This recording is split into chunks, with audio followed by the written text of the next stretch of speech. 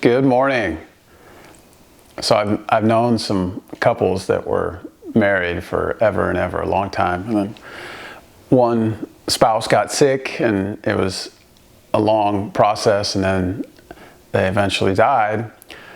And then the other spouse, who was healthy, within a year, sometimes right after, they get sick and they die. And I've heard other stories where sometimes the surviving spouse is so at a loss and grief-stricken that they lay down and die right beside them, that kind of thing. And my own experience with that phenomenon is when I was getting divorced, I was so just at a loss and feeling devastated and depressed, and I couldn't eat.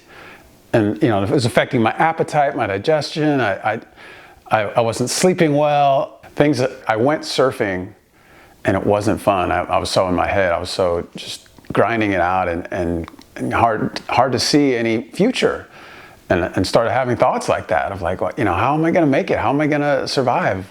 How am I going to get through the day? A wave of grief, get through the day without a wave of grief washing over me and bursting into tears, that kind of thing. And seeing a future that was very bleak and dark. And so that's my experience with that phenomenon. And so when I think about, say I'm an indigenous person living in a tribe or a village, and a group of people show up and they have superior weapon or more advanced weapons, killing devices, and they're trained to kill, and they practice killing, and they have a history of killing, and then they come and they kill my whole family. They destroy where I live, all the homes, everything gone. They take the kids away. They either kill them or they cut their hair, make them wear foreign clothes, forbid them from speaking my language.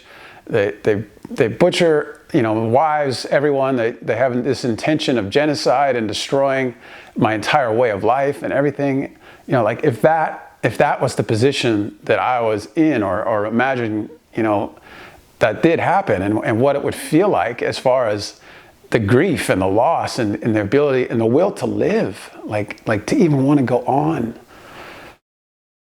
continue living after something like that.